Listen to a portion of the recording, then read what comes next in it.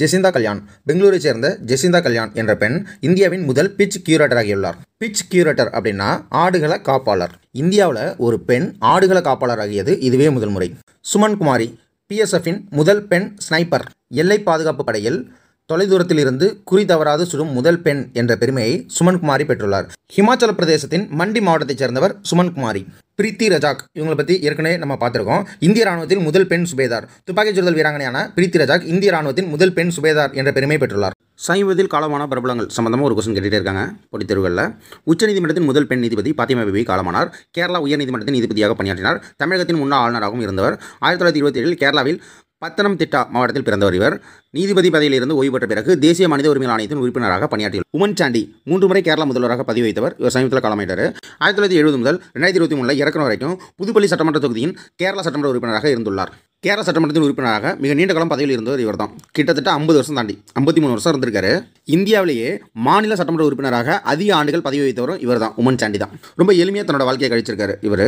ஐக்கிய நாடுகள் அவையினால் பொது சேவைக்காக விருது வழங்கப்பட்ட ஒரே ஒரு இந்திய முதலமைச்சர் இவர் தான். இந்தியாவின் முதல் ஏஐ ஆசிரியர் ரோபோ ஐரிஸ் திருவனந்தபுரம் கேடிசிடி மேல்நிலைப்பள்ளியில் ஏஐ ஆசிரியர் பணியமர்த்தப்பட்டுள்ளார். இந்தியாவின் முதல் ஏஐ பள்ளியும் கேரளா திருவனந்தபுரத்தில் தான் திறக்கப்பட்டுள்ளது. நாடாளுமன்ற பாதுகாப்பு தலைவராக ஐபிஎஸ் அதிகாரி அனுராக் அகர்வால் நியமிக்கப்பட்டுள்ளார்.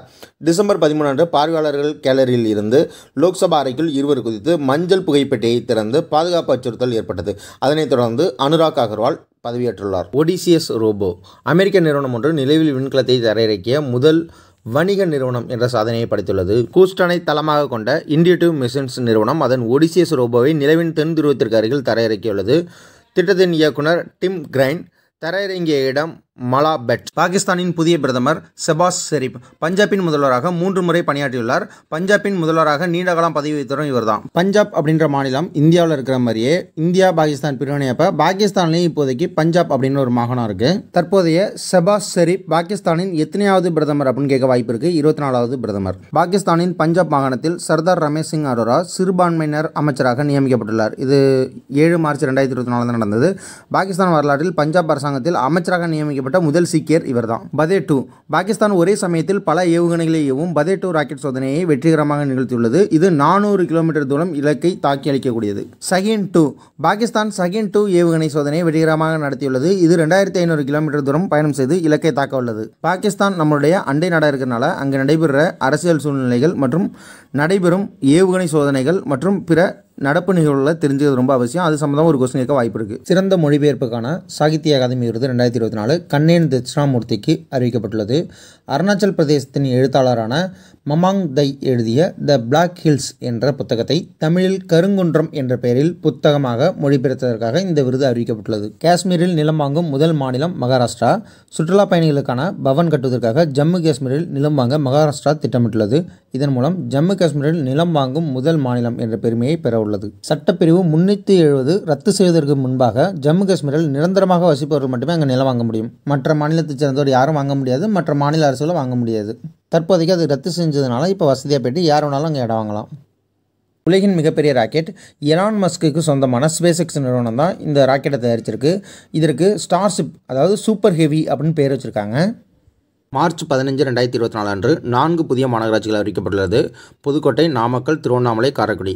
இதன்படி தற்போது தமிழ்நாட்டில் மாநகராட்சிகளின் எண்ணிக்கை 25ஆக அதிகரித்துள்ளது. சென்னை மாநகராட்சி தான் இந்தியாவின் மிக பழமையான மாநகராட்சி. இந்தியாவின் முதல் மாநகராட்சி எதுன்னு கேட்டாலும் சென்னை மாநகராட்சி தான். தற்போதைக்கு மார்ச் 2024 4 மாநகராட்சிகள் அறிவிக்கப்பட்டு மொத்தம் 25 மாநகராட்சிகள் தமிழகத்தில் உள்ளது. 2021 புதுசாக 6 மாநகராட்சிகள் இணைச்சாங்க. அதன்படி 2021ஆம் ஆண்டு 21 மாநகராட்சிகள் இருந்தது. அந்த 6 மாநகராட்சிகள் என்னென்னா தாம்பரம், காஞ்சிபுரம், கடலூர், கரூர், கும்பகோணம், சிவகாசி. உங்களுக்கு 2024ஆம் ஆண்டு அறிவிக்கப்பட்ட 4 மாநகராட்சிகளில் பொருந்தாது எது அப்படின்னு சொல்லிட்டு அதில் ஒரு 3 மாநகராட்சியும் 2021 அறிவித்த ஒரு மாநகராட்சியும் கொடுக்க வாய்ப்பு இருக்குது. அதனால் இந்த 6ஐயும் அந்த 4ஐயும் தெளிவாக படிச்சுக்கிறது நல்லது. தமிழ்நாடு நாட்டிலேயே அதிக நகரமயமாக்கப்பட்ட மாநிலங்களில் ஒன்றாக திகழ்கிறது. 2011ஆம் ஆண்டு மக்கள் தொகை கணக்கெடுப்பின்படி மாநிலத்தில் நகர்ப்புற மக்கள் தொகையின் சதவீதம் 48.45%. தற்போது தமிழ்நாட்டின் மொத்த மக்கள் தொகையில் நகர்ப்புறங்களில் 53% பேர் வாழ்கின்றனர். Himalayan Bhaskar biscuit. உத்தரகாண்ட் முதல்வர் புஷ்கர் சிங் தாமி இமயமலை கூடை திட்டத்தை வெளியிட்டார். விவசாயத்தின் மூலம் உள்ளூர் பொருளாதாரத்தை மேம்படுத்துவதே திட்டத்தின் நோக்கம். கொச்சி ஷிப்யார்ட் லிமிடெடின் 310 மீட்டர் உலர் கப்பல் துறை மற்றும் சர்வதேச கப்பல் பழுதுபார்க்கும் வசதியை பிரதமர் மோடி திறந்து வைத்தார். இந்தியாவின் முதல் மேம்படுத்தப்பட்ட கப்பல் பழுதுபார்க்கும் மையமாக அமையவிருக்கும் சர்வதேச கப்பல் பழுதுபார்க்கும் மையம் இதுவாகும். உலகின் மிகப்பெரிய விமான நிலையம் சவுதி அரேபியாவின் தம்மாவில் அமைந்துள்ள கிங் பக்த் சர்வதேச விமான நிலையமாகும்.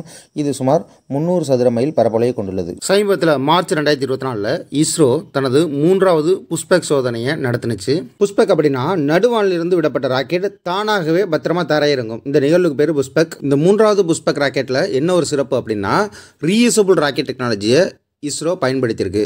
2வது முறையாக பயன்படுத்தினா புஷ்பக் ராக்கெட்டையே அதோட உதிரி பாகங்கள்லாம் பயன்படுத்தி இந்த ராக்கெட்டை அனுப்பி வெற்றிகரமாக தரையிறக்கியிருக்காங்க. இந்த புஷ்பக் சோதனைக்கு பயன்படுத்தின ராக்கெட்டுக்கு பேர் RVL LEX. முதல் சோதனையின் ராக்கெட்டுக்கு பேர் RVL LEX-1. 2வது சோதனை ராக்கெட்டு பேர் RVL LEX-2. 3வது சோதனை ராக்கெட்டு பேர் அதுவும் ரீயூசபிள் தானே, 2வது ராக்கெட் தானே அப்படியே பயன்படுத்துகிறாங்க. அதனால் RVL LEX-2 தான். விமான இறக்கை கொண்ட வாகனம் இந்திய விமானப்படையின் சினூக் ஹெலிகாப்டர் மூலம் 4.5 கிலோமீட்டர் உயரத்திலிருந்து விடுவிக்கப்பட்டது. இப்போ இந்த 3வது சோதனை கர்நாடகாவில் நடத்தப்பட்டது. உலகத்துக்கே முதல் ரீயூசபிள் ராக்கெட்டை எலான் மஸ்கோட நிறுவனமான ஸ்பேஸ் எக்ஸ் அப்படின்ற நிறுவனம் பால்கன் 9 அப்படின்ற பேரில் அறிமுகப்படுத்தினுச்சு. இந்தியாவில் ரீயூசபிள் ராக்கெட் அப்படின்ற திட்டத்தை செயல்படுத்துறதுக்கு இந்த சோதனை ஒரு முன்மாதிரியான திட்டமாக இருக்குது. INS ஜடாயு இந்தியாவின் புதிய கடற்படை தளம். மார்ச் 2024 அன்று INS ஜடாயு இந்திய கடற்படை தளமாக லட்சத்தீவின் சங்கிலியில் அமைந்துள்ள மினிகாய் தீவில் நிர்வாகி பிரபுல் படேல் மற்றும் இந்திய கடற்படை தலைவர் அட்மிரல் ஹரிகுமார் ஆகியோரால் இயக்கப்பட்டது. லட்சத்தீவின் பாதுகாப்பு உள்கட்டமைப்பை வலுப்படுத்துறதுக்காக இந்த கடற்படை தளம் அமைக்கப்பட்டுள்ளது.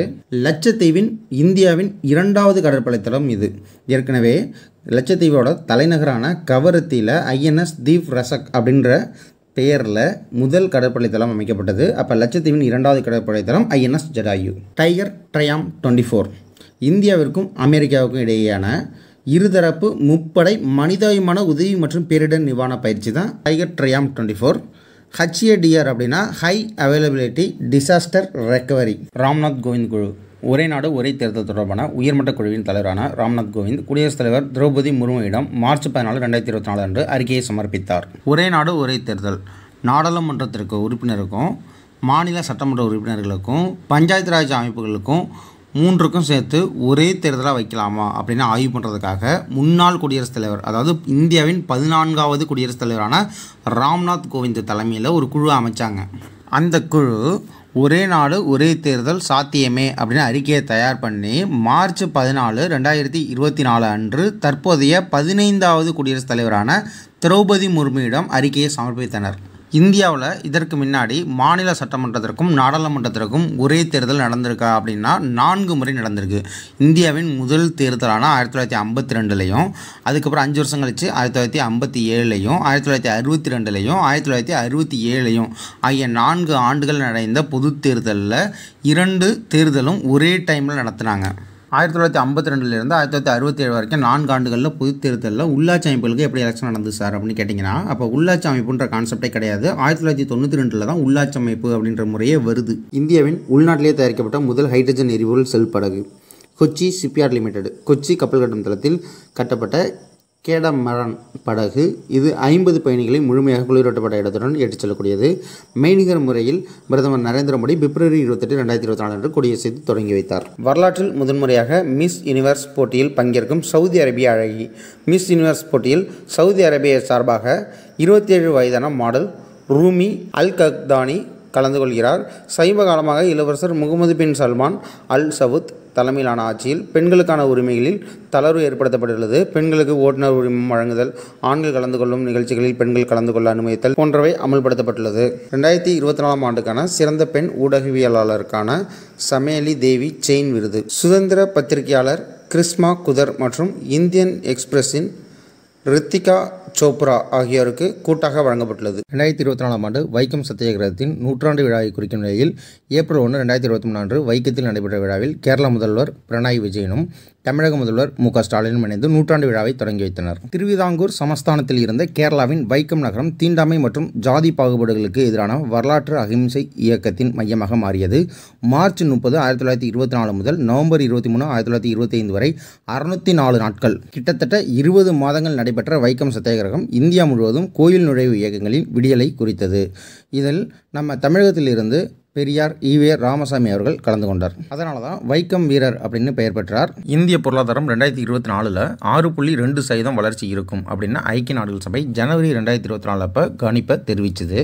தற்போதைக்கு ஏப்ரல் 2024 அப்போ இந்திய பொருளாதாரம் 2024 ஆண்டில் 7.5% வளர்ச்சி அடையும் அப்படின்னு உலக வங்கி தனது கணிப்பை அறிவிச்சிருக்கு. ஆதானின் பொம்மை என்ற இளையோர் நாவலை எழுதிய உதயசங்கருக்கு 2023 ஆண்டுக்கான பால புரஸ்கார் விருது வழங்கப்பட்டுள்ளது. மத்திய தொழில் பாதுகாப்பு படையின் முதல் பெண் தலைவராக நீனா சிங் IPS நியமிக்கப்பட்டுள்ளார். மத்திய தொழில் பாதுகாப்பு படை விமான நிலையங்கள் மற்றும் மத்திய அரசு நிறுவனங்களுக்கு பாதுகாப்பு கொடுத்து வருகிறது. இது தவிர முக்கிய பிரமுகர்களுக்கு பாதுகாப்பு கொடுப்பதிலும் முக்கிய பங்கு வகிக்கிறது. CISF அப்படின்றது தான் மத்திய பாதுகாப்பு படை. Central industrial security force global liveability ranking 2023 ஆண்டின் நகர்ப்புற வாழ்க்கை தரத்திற்கான 172 உலகளாவிய நகரங்கள் பட்டியலில் வியன்னா முதலிடம் பிடித்துள்ளது. வியன்னா ஆஸ்திரியாவோட தலைநகரம்.